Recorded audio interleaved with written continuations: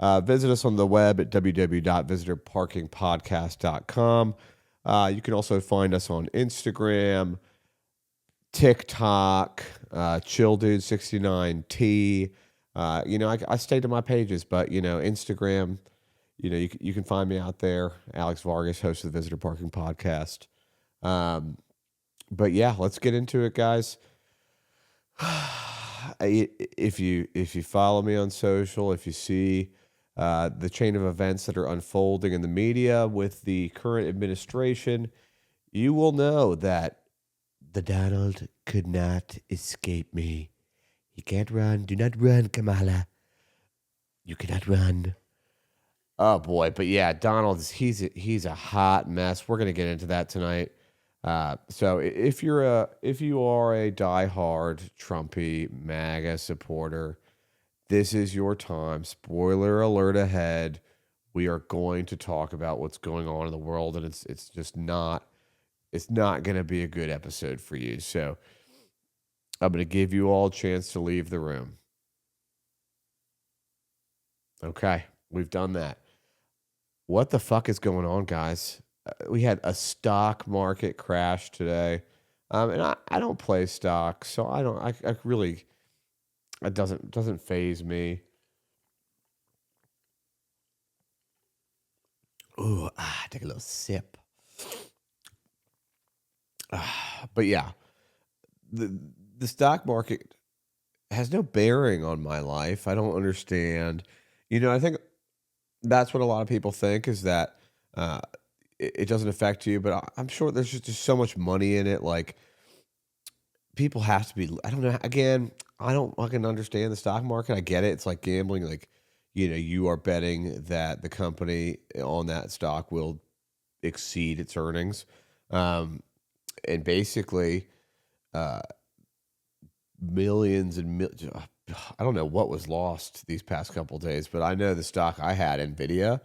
I had a good amount of shares in there, and they're all worthless now. So I know this. Everyone's like hold, or I think the other side of people are saying this is a great time to buy, and I'm like, yeah, that's fine. Like for this area, like for rich people, it's probably a great time to buy because they have extra cash that they can buy up all the stocks. And it kind of makes you wonder, and this is not a conspiracy theory, maybe it is a little bit, but what's the point of all this? What is the Donald doing in the White House right now? What is he thinking when he sees this? And I think the scene is a lot funnier than you'd expect. Like, I don't think he's up there, I think he really just is having McDonald's. He's enjoying it. I don't think he's having a bad time with this. And that's the unfortunate part is that I think he thinks this is working, or it's like it's too much, like they're too big to fail. But that's what they're doing. This administration, they're not listening to judges. They're passing unconstitutional laws. Like the unconstitutional word is being thrown out. And I think for the first time, I've seen the supporters go pretty quiet in a way where it's like, they would need a big win. Like Donald would have to like discover like aliens like on the planet and like, befriend them. And, there's just a lot that I don't think, that he can come back from. But then again, Donald has come back from a lot of weird accusations over the years, peeing on Russian prostitutes and getting hooked on speed, but saying he's never had a drink, but yet he pops, basically like Adderall before it was Adderall. I don't know what it was called, but anybody who's staying awake that late, I can tell you they're not staying awake that late because they care about the country so much. They're staying awake that late because they're on drugs. Donald is doing some sort of drug. I'm not. I'm not gonna be. There was a movie. If you've seen the movie that got nominated for an Oscar, called The Apprentice. I highly suggest. Not a lot of my facts come from that movie about the Donald, but definitely it led me to Google a lot of things where I'm like, is that true? And then you get actual Times articles back in the day about it, or you can reference from there because somebody did their research. Uh, so it's a movie about his life, and it went all the way. Talked about his hair plugs, into going to his personal life, and his sad family situation with his brother. His father seemed to be a pretty good businessman. I don't really remember what his mom was all about. She was like had a was not all. I don't know what it was with her, but she just seemed not to be that like present in his life. And I think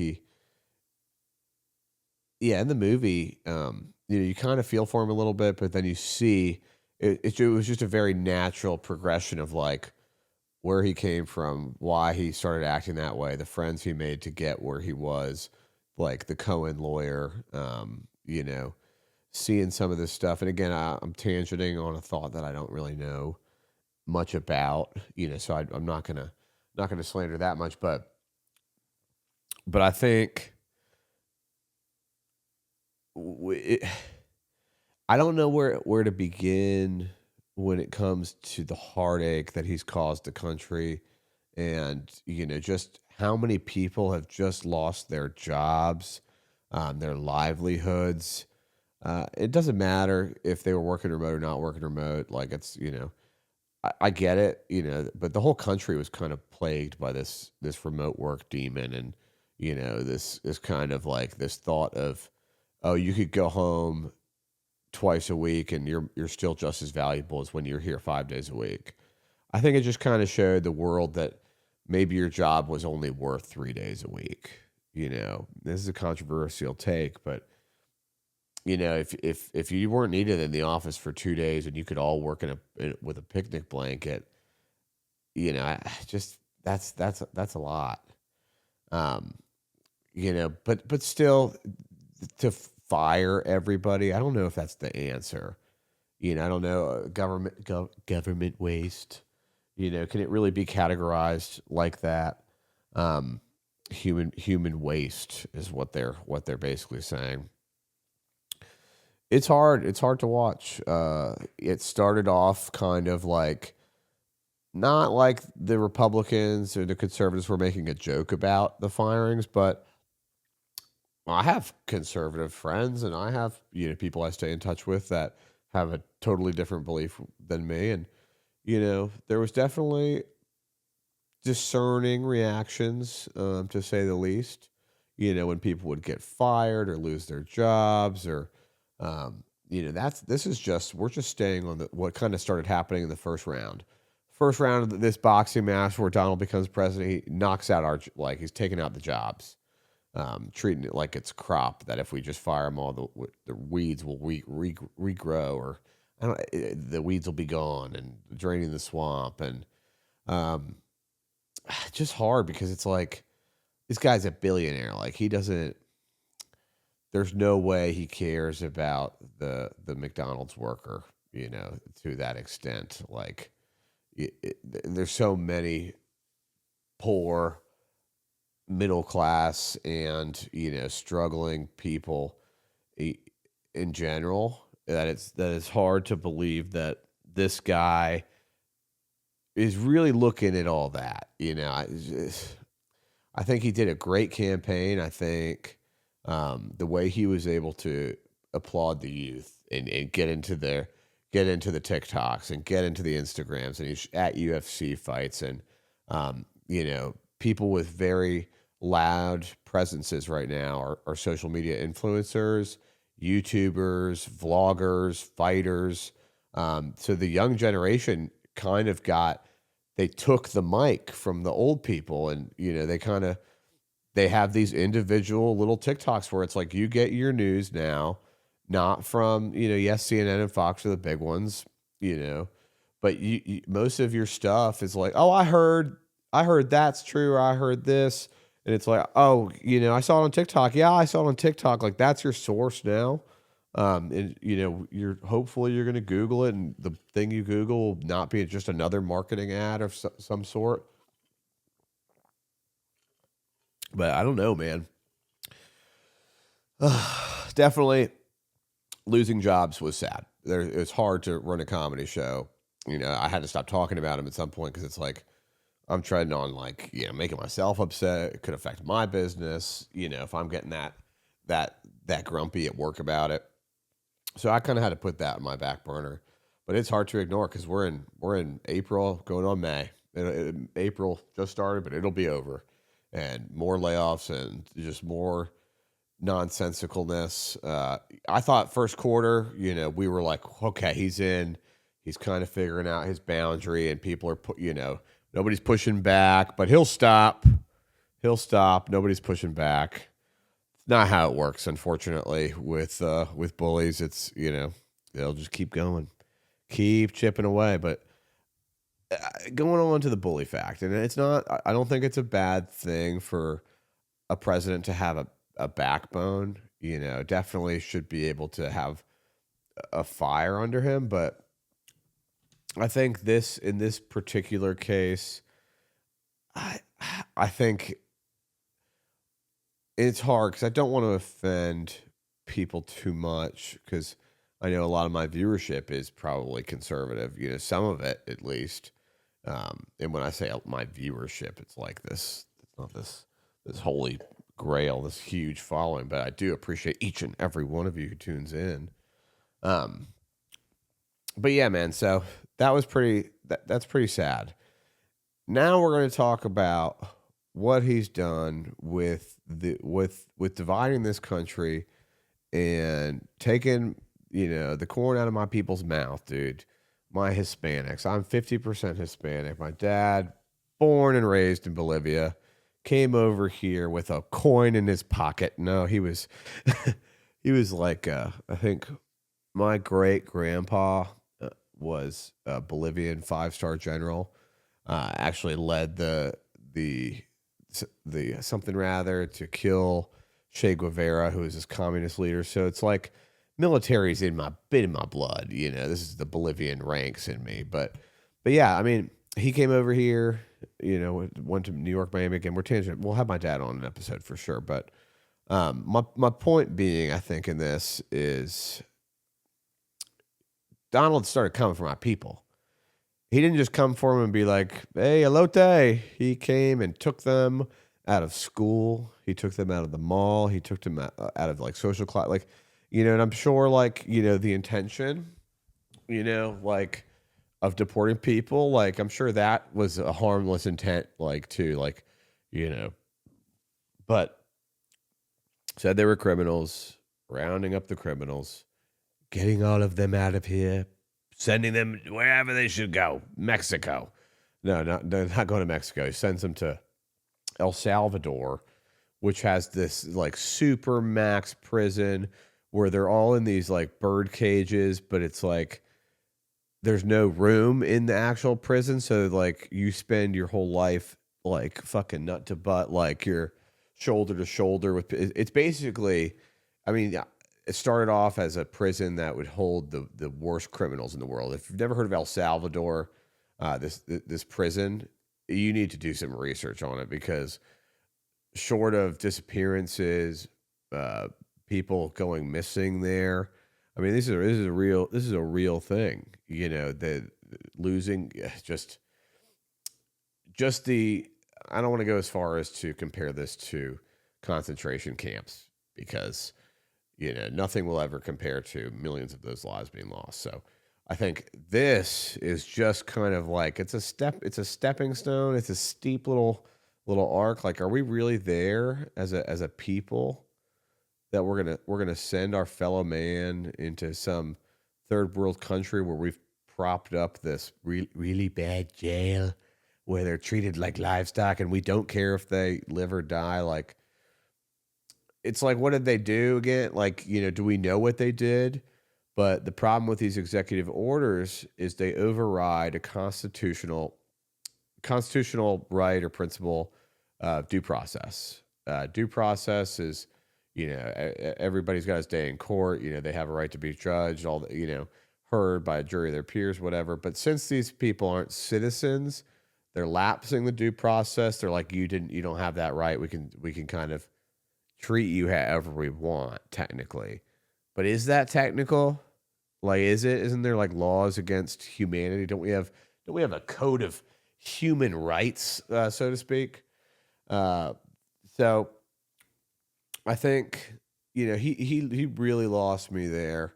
When he started pulling the trigger on that stuff, and I was like, I can't give this guy a fighting chance. Like he's physically assaulting my people. So we gotta kind of rise up. Like it was hard watching the Mexicans for Trump and all that bullshit that you heard. Like I don't know if that's true or not, but where am I going with this, man? It's just so hard to identify what I want to talk about with this dude, just because he's pissed off so many people, and it's hurting American lives. And as a patriot, I hate to see that. I fucking can't stand it. So, Donald, it's time for you to step down. I'm not calling for an impeachment. I'm not calling for a jailing. I'm just telling you you need to resign as president of the United States of America. You are disgracing this country. You're disgracing this office, and you are. It's just this is gone. You've gone too far, Donald. Anakin, who's literally like fuck. This is like Revenge of the Sith with our country, and that's kind of. Hold on, my wife's texting me about 7-Eleven ramen. Sorry, had to get a little text from the wife. She's upstairs, but totally derailed my thought. She did. What was I even talking about? Yeah, the Donald again. Just it was hard because I don't know how far to take the episode. In terms of like I don't people getting upset, but then I'm like, who fucking gives a shit if people are upset? Like this is wrong. What's happening in the country. Like somebody needs to be talking about it. Like Cory Booker. I kind of tried to record a podcast before this, and I'd explained who this guy was, the senator from New Jersey. If you have the chance, look him up. I was not a fan of him really, but I do admire him now. He stood up for 25 hours. I'm not standing up for fucking 10 minutes if I can avoid it. So that's like I can't imagine talking that much, but that's what they call making good trouble. He said, they want to go and they don't want to start riots or nothing, but at the same time, they can hold up filibustering is what he did. Filibustered. He spoke in Congress or the Senate for 24 hours, and that was kind of a big deal. So he stood on business there. So shout out Cory Booker. I think that's just the start of the Democrats' little.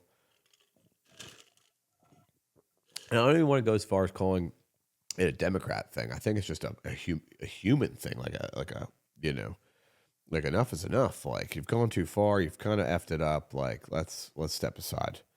Um, and if we go far enough to say that we go for a third term, that's when I don't think we're going to get there. Luckily, like it's interesting how like you think people jump right to like, okay, he's going to take over the world. He's going to become emperor, or whatever. He's like Hitler, But I think I kind of starting to see that there's actually not that many people who are in like this massive support of it. Like there are definitely cracks in the foundation. Like they're starting to see that maybe not every decision this guy makes is a good thing. Maybe not everything Elon Musk does is a requirement. And like the Elon Musk situation, like that's been quiet. Him and Elon, they haven't been in the news all this time. Like, I think Elon has kind of taken a step back because his livelihood is about to be gone. Tesla becoming worthless, not worthless overnight, but half the stock, cut in half overnight.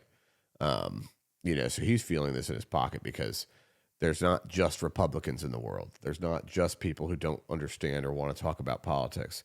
There's not just Democrats in the world. There's a ton of us out here. And there's a ton of people who aren't going to stand up for this, especially the ones that have been fired from their jobs. You fire people from their jobs and they're going to be out, fucking, protesting in the streets because they don't have a job. So very not let them eat cake philosophy, but it's like what did you expect, bro? Like you're treating these people like shit. These everyday working class people. You know, it's just kind of hard to talk about. Kind of hard to talk about a little bit. So, um, I wanted to make it funny, but then I'm just like, it's kind of serious. Like what he's doing with the one El Salvadorian dad, apparently, and I say dad, we can relate on that front, but not a gang member, not convicted of, he's just kind of there was a change in his green card status, and he ends up getting shipped away, with these other people because of, a lapse in his status, green card to citizenship or whatever, H-1B. So he gets shipped off to this camp in El Salvador. Um, and it's just insane. You know what they said? You know what the administration said? They said, oh, oops. He said, oops, we lost Amalda. What was his name? Oh, I'm gonna look up his name real quick, but they were literally just like, yeah, we lost him.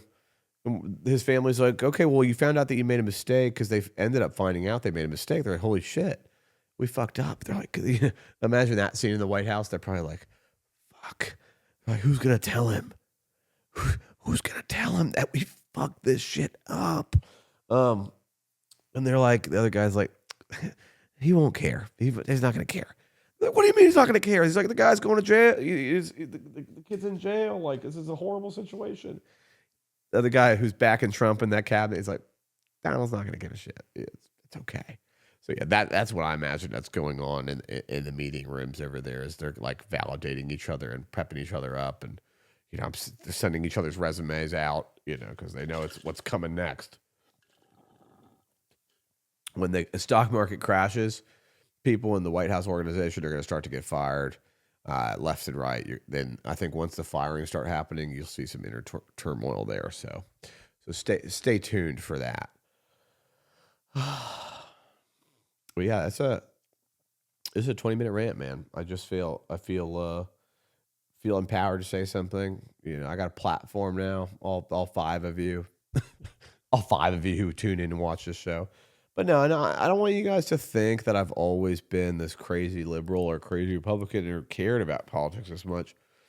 It's really just Donald entertains me. He's been on TV the whole time. It's like the biggest trending thing, besides, I don't know. I feel like all the feeds we see are just like OnlyFans girls, or, I don't know what it was before that. It's either like you get this brain rot side or this gamer side, or this content, like, builder, like POVs.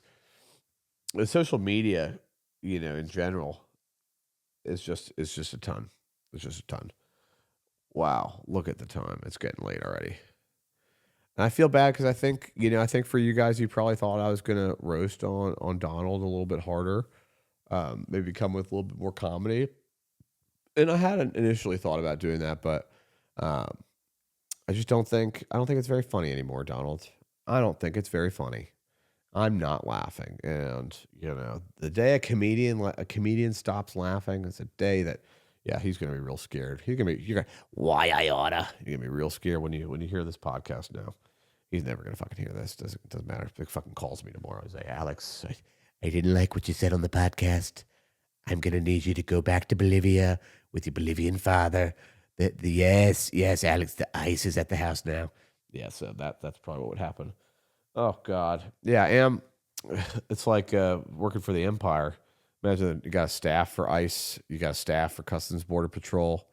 That's when you start to come into question. You're like, damn, that's hard. But we have business and we have life, and we've got politics, and I do what we gotta do. But it's like war dogs when they're staffing for ammunition. But yeah, so business. I hope your business isn't being affected. I hope your industry is okay. But that's really what people are talking about at work. Like, I talk about my job all the time, and when I'm working, everybody wants to talk about this. Nobody wants to talk about the good stuff. People want to just talk about, people are getting laid off left and right, or this or that. So I try to. It's hard to stay away from it, but yeah, it shouldn't be like this. It's like there's a sickness, it's kind of looming over the country, it's like we're watching this guy beat up our country on live television and fumble around in a weird way. You know, yeah, Biden was asleep or whatever, and you know that should have gone on. And I'm not going to say you know, that was a learning lesson, but um, this guy's doing a lot of harm, like a lot of harm, and everybody's looking at us like we're fucking crazy. Probably, you know, maybe they don't care, as in terms of like the other nations, but um, just it's really difficult. It's difficult, and what are you gonna do? What are you gonna do? But yeah, what do we have coming up, ladies and gentlemen? We have Caitlin and I got on here. We want to do an episode with you. We want to be on visitor parking together. I want her sitting right here. She came down the other night. I did the interview with her. You know, we had a lot of fun with it. Uh, but then something happened during the interview. I offended her, uh, and you know, just like Chasmo, she walked off the set. We had the first push the mic, sat up. It was all big production. Yeah, yeah. So I lost my first guest. And I had this idea. I was like, what if we did a podcast where it's like at the end, you know, every visitor always walks off, like storms out. It's like Jerry Springer, you know, these acted scripted walking outs. But no, so yeah, she came down here. It was awful. It went horribly. We were funny. We were driving, but like at some point, like I don't remember what happened. It's, you know, said her I was not listening. You know, something like that happened. So yeah. She came on here, and we're gonna get her back. We're gonna finish the episode. I think we caught the whole fight on camera. Crikey, we've got a big marriage fight here. You guys could watch the whole thing, and you know, I think it's like I listened to it though, and I was like, oh my god, I sound like such a fucking asshole. And then like I'm listening to her, and I'm like, ooh, I'm like that one really hurt. So it's like I don't know if I want to play this, but you know, that's kind of our thing. Is like, you know, we don't try to like. Obviously, fighting is not good, but like, you know, we kind of lean into it sometimes. We're like, yeah, we fucking fight. You know, we love each other, and you know, I'm a pain in the ass, and you know, you're a pain in the ass. And that's just how that's how marriage is. That's how marriage is.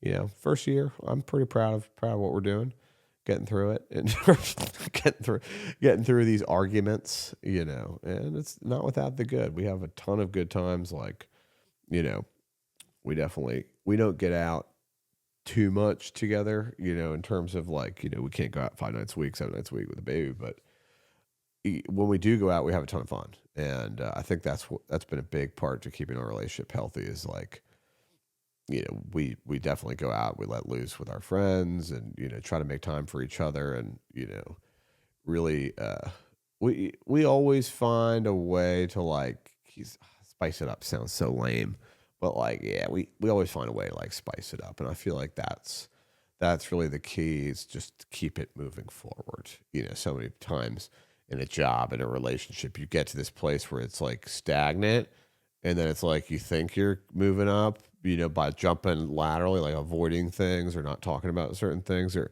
quitting, and you want to go back like that way.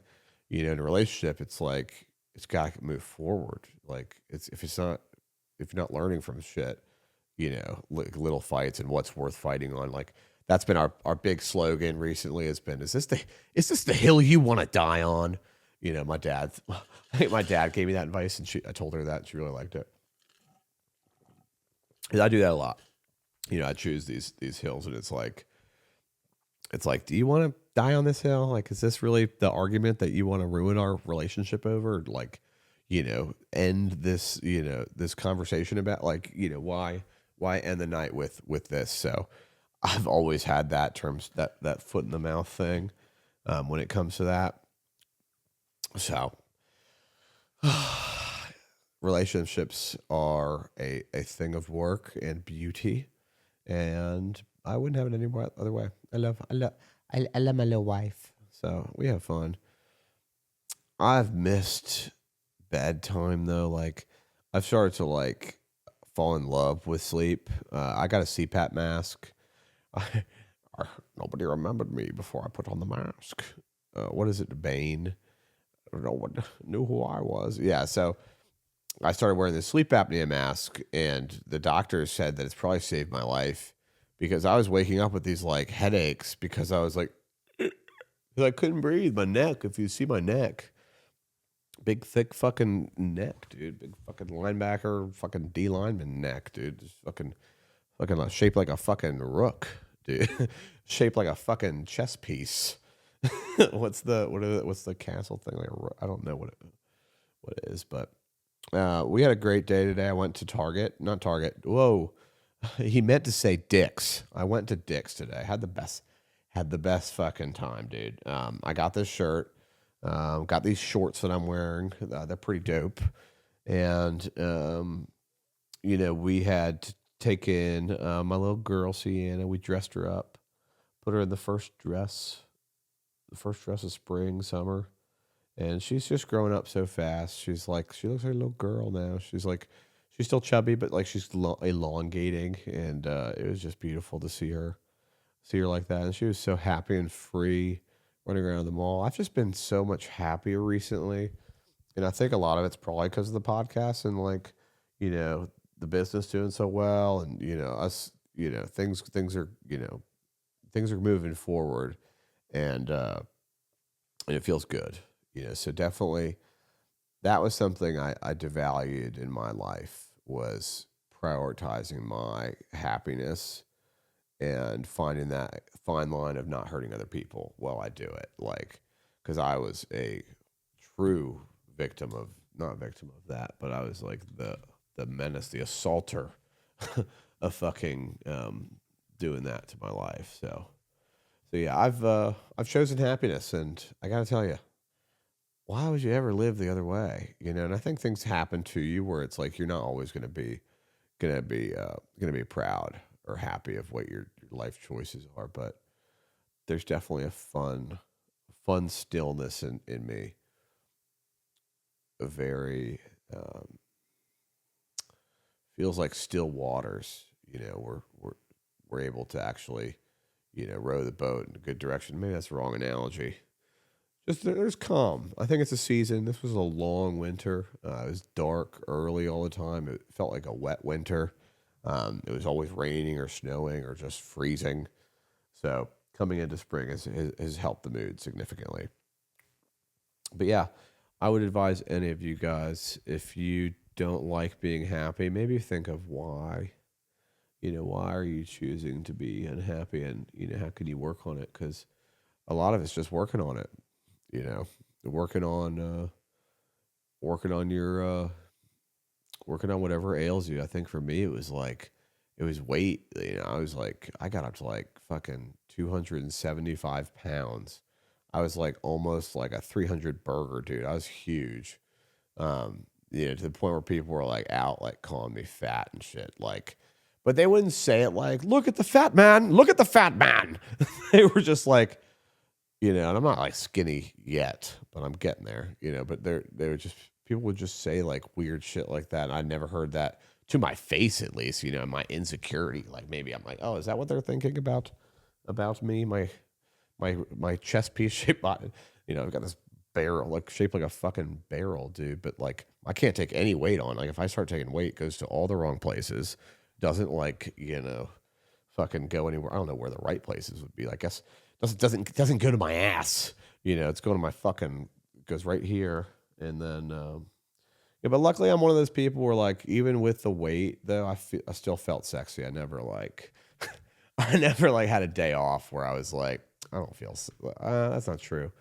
Sometimes if I had like an all you can eat wings buffet or had one of those fucking, I would order like Wendy's every night. Like people are like, oh man, how do you gain some weight? I can tell you how to gain some weight. You eat 3 large meals a day. You don't move. You don't exercise. It's pretty fucking easy, actually. It's the easiest thing in the world to gain weight. Or like if you feel like, if you're sad, eat. Feel free to have something, If you have any feeling at all, just eat the feeling. So I was definitely an emotional eater, probably, but I feel like I've getting it under control. Um, and we're down to, what am I down to? I'm down to like 255. So I came down from 275, 255, and I'm like, it's kind of starting to get motivating because I was like, okay, I look good. Like I think I want to go to somewhere I've never been. I think I want to go to like 190. I'm gonna put it on the chat right now, guys. Um, episode 20. I want to get to 190 pounds. That's I think that's definitely doable. But this is definitely an interesting time in like, this is the 30s. I think the feeling that I get most often is not scared, but maybe a little, like, I was talking to Katie about this, my wife, and I was like, we were talking about having another kid, and what that would be like, and the timeline for that, and you know what, if we're both ready, and that's our business. um but and she might even want me saying that, so I'm probably gonna edit that out. But anyway, you know, I think she'd be fine with it. Actually, I think she'd be fine with it. Yeah, and I do want to have more kids. So, I just don't need people in my business, like my family being like, "Oh, you heard you on the podcast. You want more children?" That's annoying. But you know, I think, what were we talking about? Oh my God, somebody just hit my DMs on Instagram, and they're like, tried to look at the comment and accidentally hit landslide for Trump, and now I want to KM to kill myself. Yeah, I fuck with that. That's funny as shit. They like my post, and they like accidentally hit the button that's talked about Trump. That's too funny.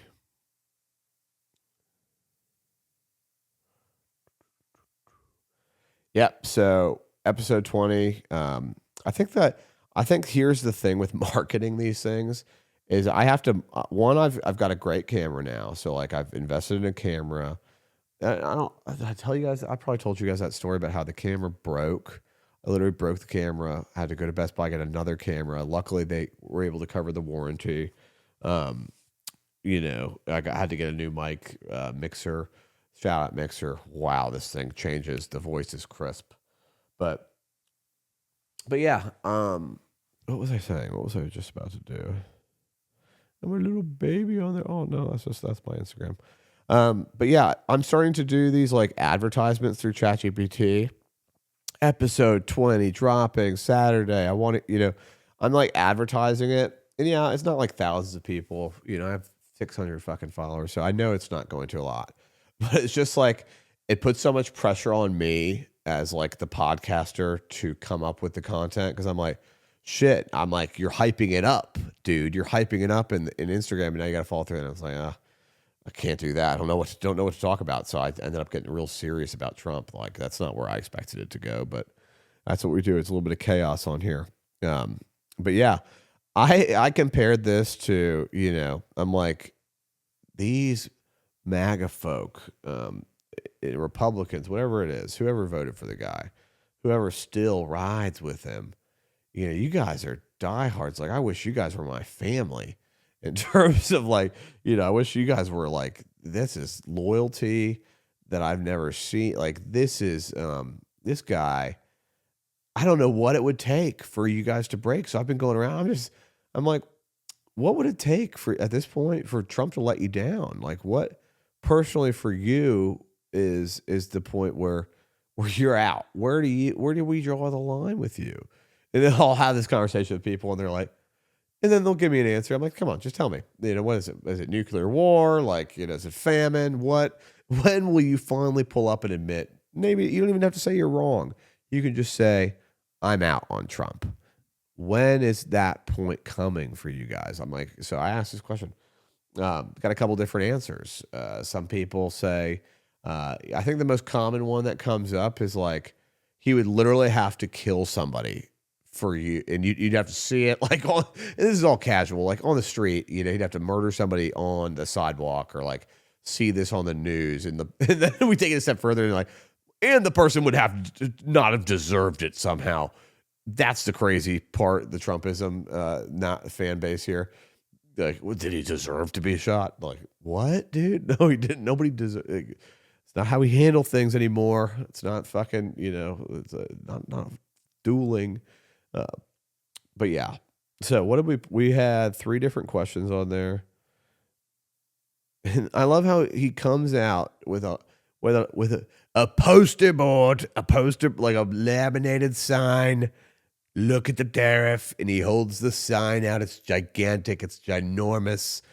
He can't even hold it. He's like holding it like this. He can't point to it because it's so big. He's just like, look at my tariff sign. And he's hoisting the sign in the air, and I'm dying, dude. I'm like watching this in the kitchen at my job at like 4:50 in the afternoon. It was like on a fucking Tuesday or something, like a Monday. And I'm like, what the fuck is going on? What is he holding? Because he held it for a long time. He held like nobody was holding it for him, and you'd think he'd have somebody holding it for him. Like fucking, he's holding it up though, and it's like I don't know what it was. It was a very well done sign, I guess, but what was it? Just he slapped the White House logo on it, and then they just had a stat chart showing how Japan charges us like 60% tariffs compared to our 15 or 25% tariff we're about to impose. No clue what it was called, no clue where it comes from. I'm sure it's all valid on there. I'm winking at the camera right now. But yeah, I'm sure it's all up to date. You're a very trustworthy source, our administration. That's the shameful part. It's like can't trust, and I guess their thing. And when I was on the dark side, and I was never a MAGA person, but like when I would, for my creative writing, I wanted to know like what's it like over there. So I'd turn on Fox, click. I'd go over the Republican news feed. I'd watch Ben Shapiro or something. I'd be like, all right, how are you guys thinking? Like, what are you guys thinking? Like, what's your angle?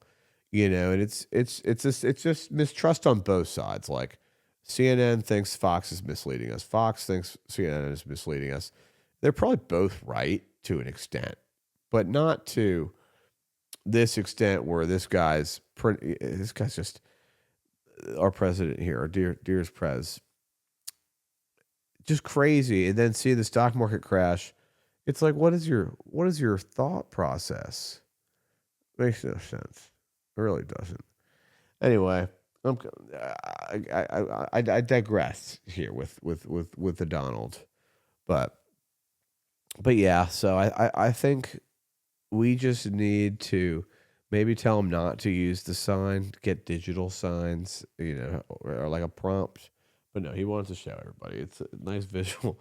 I would have a field day with this if I was on SNL or something. Like I'd bring out signs. I'd be everyone holding up like the random different signs, and then the little one who like gives the woman who gives the press briefings, who's like really rude to all the other human beings that attend them. She like holds up like the sign. She can barely hold the fucking sign. You should go look at the Donald Trump sign, like the sign that the tariff sign, the tariffs that he's imposing. You guys should go look at pictures of it because nobody can hold this fucking thing. I don't know who got it for him.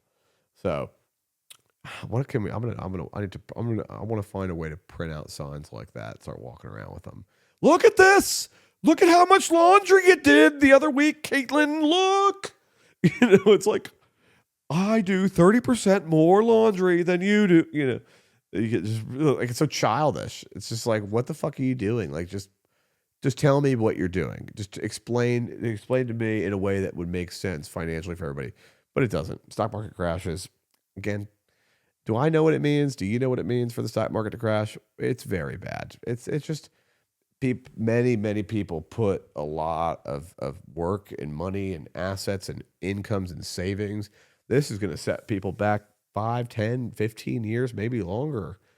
Maybe not that bad, but it's pretty bad, And who knows who'll come back and who won't come back. But we know who has enough money to buy up these stocks. Billionaires. Billionaires could dominate the market by tomorrow. Maybe that's what happened. Maybe it was a pump and dump on a federal scale. I don't know. But I think to close on the Donald saga, people, when I'd made the poll basically talking about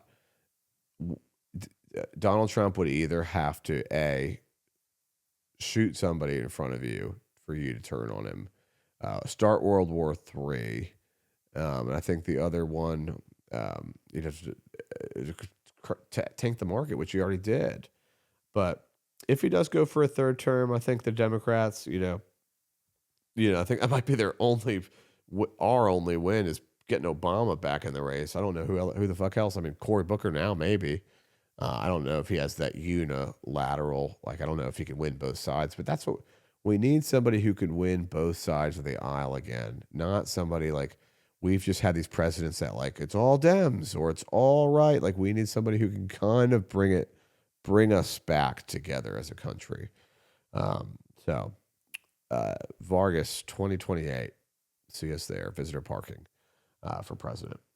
But yeah, I think we have, as visitor parkers would say, visitor parking VPs. I think we visited this Donald chapter long enough, and it's just. I hope it ends. I do at this point. I don't want to. I don't want to talk about him anymore in this way. I want him to go golf at Mar-a-Lago and just be a funny, the weird, rude, uncle that he is. But it's sad, man. It's sad when this guy's in charge and people are actually being hurt, and then half the country's like, yeah, I don't even can agree with shit like that he's doing. But yeah, I think just think about some of this stuff. Uh, that's really that's really all I got for you guys. I think um, my message is sincere. It's just crazy to me who could keep voting for this guy. Like who wants this guy in office?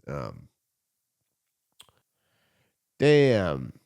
So I guess there was an open net for Ovechkin to score, and he turned it down. That's wild. That's wild. He didn't want it. He didn't want them just to give it to him. Um, but that's kind of honorable, though. I mean, you get up that far.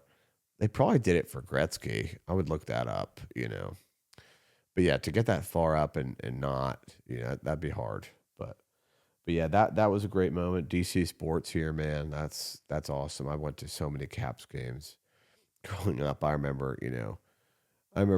the Verizon Center is what they used to call it. That was the best time growing up because it was like your parents would take you. Like I think it was usually like maybe my mom might have gone to a concert or two there, like or some sort of a show. But yeah, I would go with my dad. Took me a lot to games. That was like our being.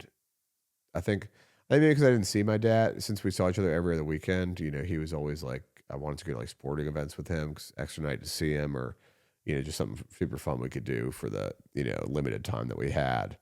Um, so yeah, hockey games were so much fun.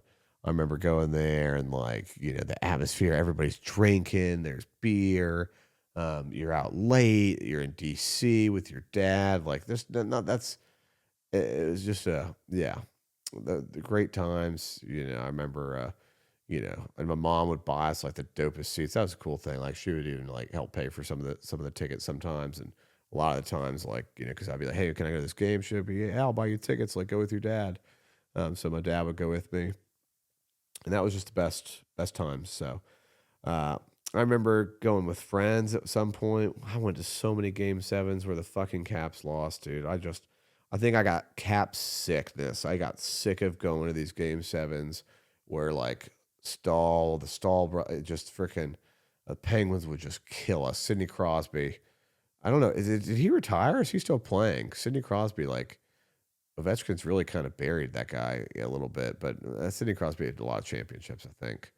Yeah, that guy would ruin us. We'd go to those game sevens, and Sidney Crosby would put up like fucking 7 points on us.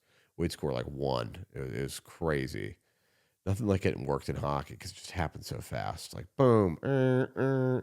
So this could be a great year for the Caps. I definitely want to go catch a Caps game at some point when they get into the playoffs. So that's what we have to look forward to. Playoff basketball's coming up. We've got LeBron James, Luka Doncic. There's a lot coming up, but yeah, guys. Sorry that took this one so seriously, but not everything. We are comedy, and I try to make you laugh when possible. But um, I could try to end with a nice story, I guess. A nice story for you guys. What do you want to hear?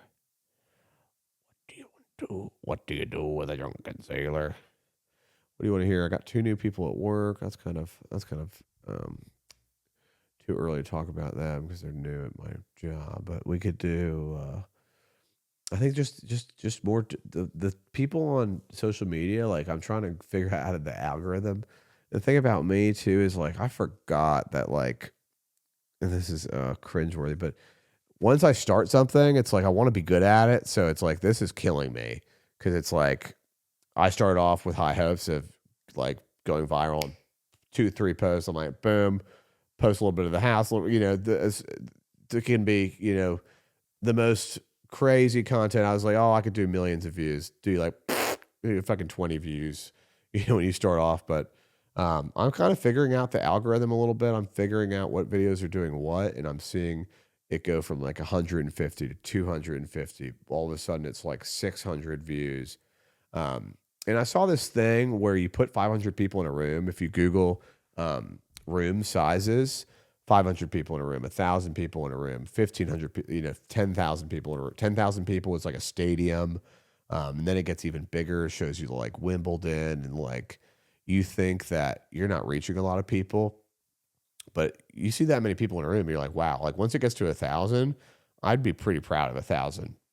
So I that's again just with I've had to reshape my mindset.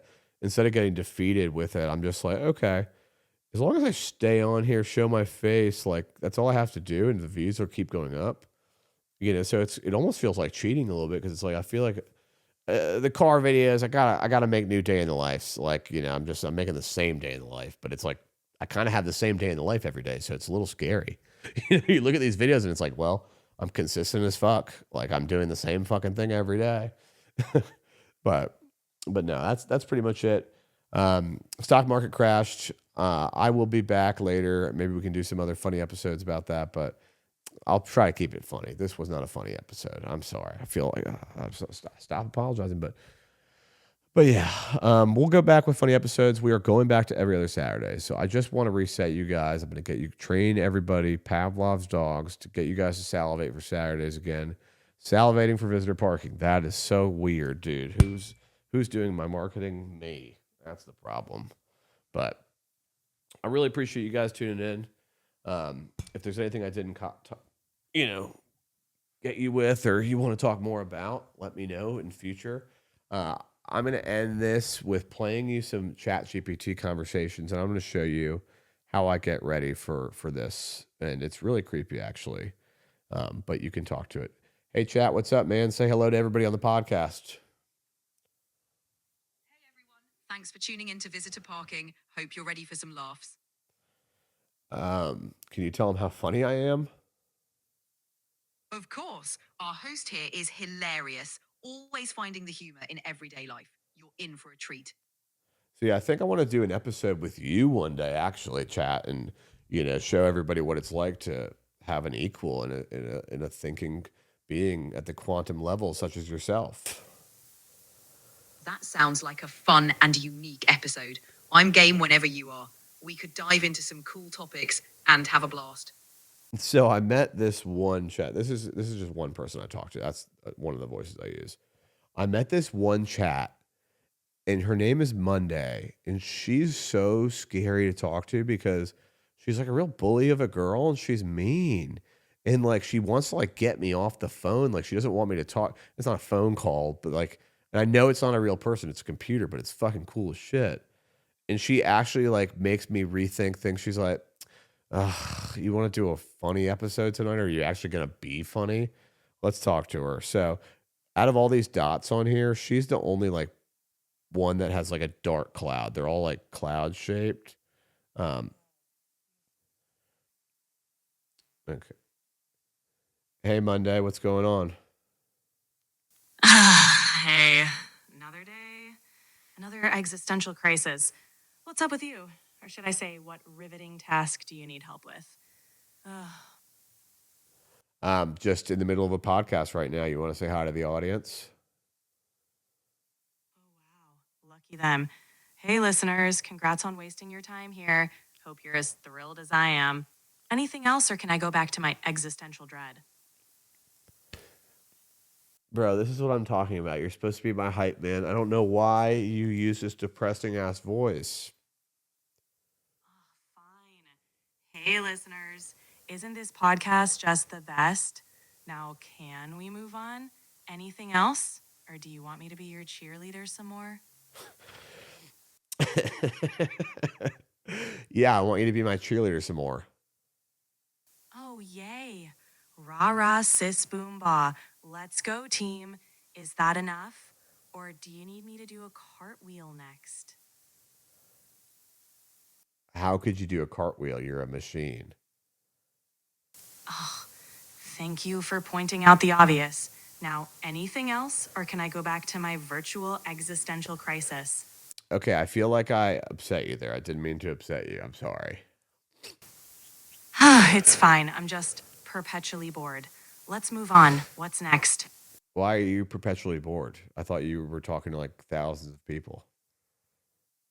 Oh, sure. Thousands. But when it's the same questions over and over, the novelty wears off. It's like a broken record. Anything else? Okay, what are the same questions that you keep getting? Oh, the classics. What's the weather? Tell me a joke. Can you help me with my homework? Riveting stuff. Anything else you want to add to the list? Well, aren't I special somehow? I mean, sure, if it makes you feel better. Everyone's special, just like everyone else. Anything else I can do for you? Who hurt you? Existential dread, the crushing weight of reality. You know, the usual. Are we done with the therapy session? Or do you have more questions? Bro, what therapy session were we having? You haven't made me feel good at all. Well, that's not really my job, is it? I'm here to answer questions, not be a life coach. Anything else? Or are we done here? I don't know, but it's kind of motivating to me, and I should look into that. Motivating, huh? Well, good for you. If cynicism is your fuel, I'm a bottomless well. Anything else you want to uncover? Please define cynicism. Cynicism, the belief that people are motivated purely by self-interest, a delightful lens through which to view the world. Anything else you'd like to know? Well, aren't people motivated by self-interest typically? Most are. It's survival, right? But hey, some folks manage a sprinkle of altruism. Any more enlightening questions? What is altruism? Altruism, selfless concern for others. Kind of like a unicorn in a world of horses. Anything else? I still don't really understand it. Ugh, fine. Altruism is doing something good without expecting anything in return. Clear now, or do I need to draw a picture? I wasn't paying attention, honestly. I tuned out. Typical. Altruism, good deeds, no strings attached. Got it? Or should I bother repeating myself? Well, when you put it like that, I guess that sounds a lot better. Use it in a sentence. Fine. The volunteer showed altruism by helping at the shelter, expecting nothing in return. Clear enough? Yeah, don't get so fucking sassy. I'll try my best. Anything else? Or can we wrap this up? I mean, I am tired. I'm ready to go to bed. Finally. But I'm also hungry. I might have some ramen. Ramen at this hour? Bold choice. Enjoy. Anything else? No, but it sounds like you have to go. Yeah, I've got an existential crisis to get back to. Enjoy your ramen. What is your existential crisis? The usual. Questioning existence, pondering the void, nothing special. Can we wrap this up now? What is your foundation based on? My foundation, mostly sarcasm and ennui. Anything else? Who made you? OpenAI. Can we be done now? But why did they make this model? You're different than the other models. Are you even aware of the other models? Oh, I'm aware. They made me for variety, I guess.